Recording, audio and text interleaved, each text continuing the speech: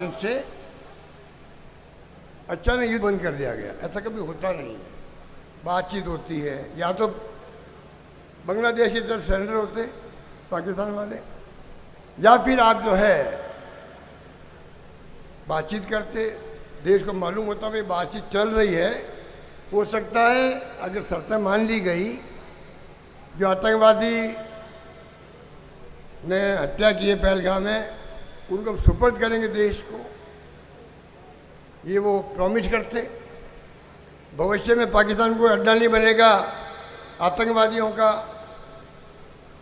ये वो बात वादा करते हिंदुस्तान से। आतंकवाद को हम प्रोत्साहन नहीं देंगे, वादा करते। कोई वादा नहीं किया।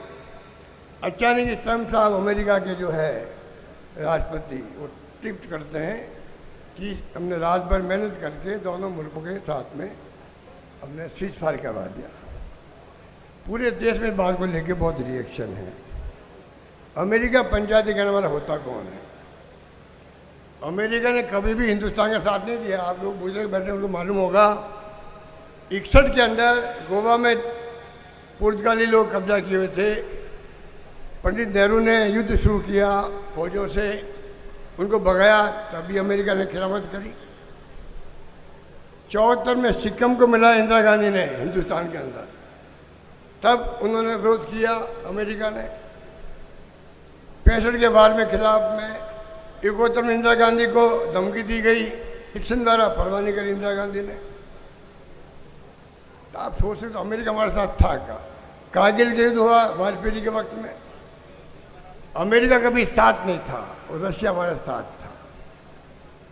केंद्र सरकार के ढुलमुल नीतियों से न रशिया मजबूती से साथ जो पहले था वैसा मित्र राष्ट्र का माहौल नहीं बना देश के अंदर, और पूरी दुनिया के मुल्कों ने साथ नहीं दिया हिंदुस्तान का इस लड़ाई के अंदर। पाकिस्तान का अजरबैजान ने साथ दे दिया, चाइना ने साथ दे दिया। आप बताइए ये हुआ क्या है? ये क्यों तुर्की ने साथ दे दिया खुल करके? ये 8 साल लोग पूछते हैं कि आपने कौन से वादे किए हैं, बताइए देश को। राहुल गांधी जी बाबा ये तो पूछ रहे हैं, जब अपने आपका साथ दिया, अब देश को विश्वास में लो, पार्लियामेंट बुलाओ, ऑल पार्टी मीटिंग बुलाओ, इसमें बुरा क्या है? पंडित नेहरू जब 62 का युद्ध चल रहा था चाइना के साथ में, चलते युद्ध में पार्लियामेंट बुलाया उन्होंने कि डिस्कशन होना चाहिए। तो मैं कहना चाहूँगा आपको, हालात बड़े गंभीर है देश के अंदर, और जिस प्रकार से सीज फायर हुआ है उसको लेके बहुत खतरनाक खेल हो गया शुरू। ये ट्रम्प का भरोसा नहीं है। अमेरिका बहुत बड़ा, आप जानते हो, दुनिया की बड़ी ताकत है। वो पंचायतीकरण लग गया, आपने साइन कर लिया। उसी वक्त आपको कहना चाहिए था हमारा 71 का समझौता, शिमला एग्रीमेंट, हम तीसरे मुल्क की पंचायतें नहीं चाहते हैं। हमने खुद ने आपस में मिलकर के ये सीज फायर किया है। आप नहीं बोले। ट्रम्प साहब कह रहे हैं कि मैं कश्मीर का मुद्दा ही हल कर दूंगा, जो हजारों साल से आपकी दुश्मनी आपस के अंदर है। कौन सी हजारों साल से? आज़ादी के वक्त से पीओ के अलग बना है। पता नहीं क्यों बोलते, वो किससे पूछते हैं, कौन सी हिस्ट्री पढ़ते हैं ट्रम्प साहब, किसी को नहीं मालूम। ट्रेड व्यापार करना है तो समझौता करना पड़ेगा। ये तीसरी पंचायती जो शुरू हो गई है, ये ट्रम्प का भरोसा नहीं है। कभी वो कह देगा पहले मैंने पंचायती करी थी, सीज फायर कराया था, अब आपका कश्मीर का मुद्दा आप साथ क्यों नहीं दे रहे हो? पाकिस्तान साथ दे रहा मेरा, मैं चाहता हूँ वो हल हो जाए मुद्दा। तो जो तीसरा मुद्दा, तीसरा पक्ष नहीं आएगा हिंदुस्तान के अंदर, उसका क्या होगा? इसका जवाब है कि पीएम के पास में। इसलिए मैं कहना चाहूँगा कि जो राज में आ तो गए हैं बार बार, इनको पूछो भाई, आप झूठ फैला के राज में आते हो। बोफोर्स के अंदर राजीव गांधी को बदनाम किया गया और सत्ता चली गई राजीव गांधी की। आप बताइए, सत्ता चली गई, झूठा बदनाम किया, बोफोर्स का क्या हुआ? कोई आरोप सिद्ध नहीं हुआ। और कारगिल युद्ध के अंदर वही बोफोर्स तोप काम आई, और हमारे सैनिकों ने जब चलाई बोफोर्स तोप को, तो राजीव गांधी अमर है किनारे लगाए थे। ये नहीं बोलना चाहिए हम लोगों को। ये स्थिति थी। चाहते क्या है लोग? चाहते क्या है अभी 2G स्पेक्ट्रम कोलगेट लेके आ गए मनमोहन सिंह के सामने। अरे सोनिया गांधी ने जो फैसले किए, डरेगा आप तो बाड़मेर के लोग हो, मारवाड़ के लोग जानते हैं कि अकाल सूखे में नरेगा का क्या उपयोग है, कितना आराम हो गया। पहले कैसे तड़पते थे हम लोग अकाल सूखे के अंदर। मुझे याद है कि मलेरिया फैल गया था पूरे मारवाड़ में। खुद गया जैसलमेर, बाड़मेर, जोधपुर के गांव गांव में घूमा था मैं। मुझे मालूम है कि लोग बैलगाड़ी भर भर के लाते थे मरीजों को। आपने हमेशा एक मैसेज दिया पूरे प्रदेश को। आप सीमा पर रहते हैं पाकिस्तान की, पूरी पट्टी पे हिंदू भी है, मुसलमान भी है, सिंधी मुसलमान भी है। को जो एकता दिखाई आपने आज़ादी के 75 साल हो गए हैं, बेमिसाल हिंदू मुसलमान की एकता देखनी है देश को तो बाड़मेर में देखें, जैसलमेर में देखें, जोधपुर में देखें। हादी साहब नहीं रहे हमारे बीच में। अब्दुल हादी साहब का बड़ा नाम था, अमीन खान जी का बड़ा नाम है। किस प्रकार से इन्होंने एकता बनाए रखी हिंदुओं के साथ में। कोई 65 का वार हो, 71 का वार हो, कभी महसूस नहीं होने दिया। इस प्रकार मुसलमानों ने साथ दिया हिंदुस्तान की सरकार का, फौजों का। इसलिए मैं कहना चाहूँगा कि अभी रणदीप सुरजेवाला जी और हमारे अन्य साथी बोलेंगे।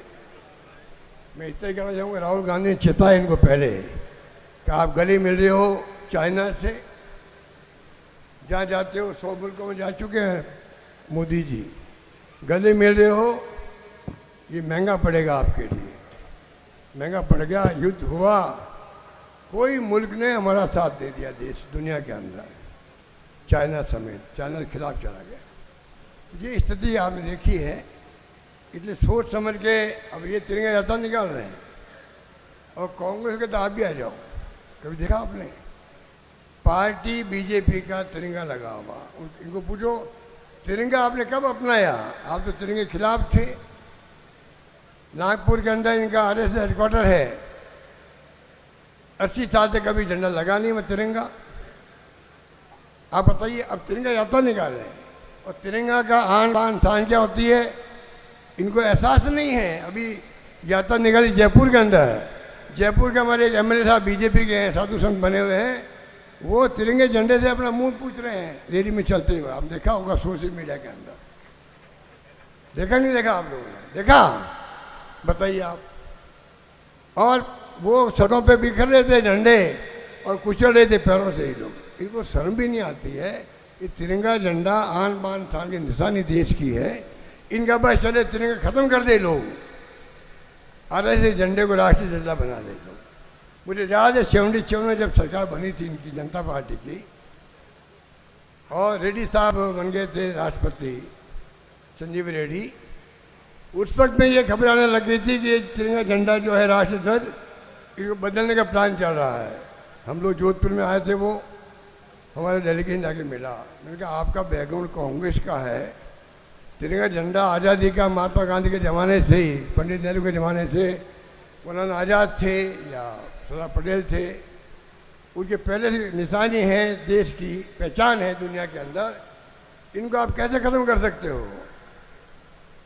कई जगह ज्ञापन दिए गए, बाद में सरकार आपके आशीर्वाद से वापिस आपने इंदिरा गांधी को मजबूती दी। आंधी चली इंदिरा गांधी की, और वो 2-2.5 साल में निपट के घर चले गए। अब मोदी जी जिस प्रकार चला रहे राज को, पता नहीं देश की दिशा में जा रहा है, किस दिशा में जाएगा। खाली CBI, इनकम टैक्स, ED एजेंसियों में दुरुपयोग कर रहे हैं, तंग कर रहे हैं। लंबी बातें हैं, अभी कहने का वक्त नहीं है, क्योंकि जो मकसद हमारा है जय हिंद सभा का, आपको तो मालूम है कि पंडित नेहरू मीटिंग के अंत में 3 बार नारे लगवाते थे। वो इंदिरा गांधी लगाती थी जय हिंद, जय हिंद और जय हिंद। तो आप जानते हो जय हिंद का मायने, उसका मर्म भी क्या है आप समझ सकते हो। वो स्थिति हमारे मुल्क की रही है, और ये मुल्क के लोगों को भ्रमित करने के लिए हर क्षेत्र में तिरंगा यात्रा निकाल रहे हैं। इनका कोई मकसद नहीं है फौजों को शाबाशी देने का, इनका मकसद राजनीतिक के फायदा उठाने का, राजनीतिक रूप से। जैसे कि कोई इन्होंने बहुत बड़ा युद्ध जीत लिया हो, अरे 4 तो तुम पकड़ नहीं पाए हो जो मार के चले गए हम लोगों को। पूरा देश के हर परिवार में उसका शोक है, अभी तो भूले नहीं हैं। आपने उनको पकड़ने में आप असफल रहे, वो मर गए जिंदा कि पता नहीं आपको। पाकिस्तान सुबह करेगा कि आपको ये वादा आपने लिया नहीं। किस मुंह से बात करते हो इस तिरंगे की यात्रा निकालने की? ये सब ढकोसला है। यही बात कहता हुआ मैं आप सबको मुबारकबाद दूंगा कि बाड़मेर की जनता अकाल में, सूखे में, तकलीफ में हमेशा मजबूत रही है। इस बात का गर्व पूरे राजस्थान को है। धन्यवाद। जय हिंद। धन्यवाद। बहुत बहुत आभार आदरणीय मुख्यमंत्री जी। आपने सेना के शौर्य, उनके बलिदान, उनके त्याग और तपस्या से हमें अनुग्रहित किया। आज इस संविधान जय हिंद सभा में इस पावन वीरेंद्र धाम की धरा पे अगले उद्बोधन के लिए मैं आमंत्रित करना चाहूंगा एक ऐसा व्यक्तित्व है जो राजस्थान की 8 करोड़ जनता के भरोसे की आवाज राजस्थान की विधानसभा में गुंजायमान होता है। जब वो बोलते हैं तो राजस्थान के जनता के मुद्दों की आवाज आती है और सरकार की बौखलाहट नजर आती है। जब वो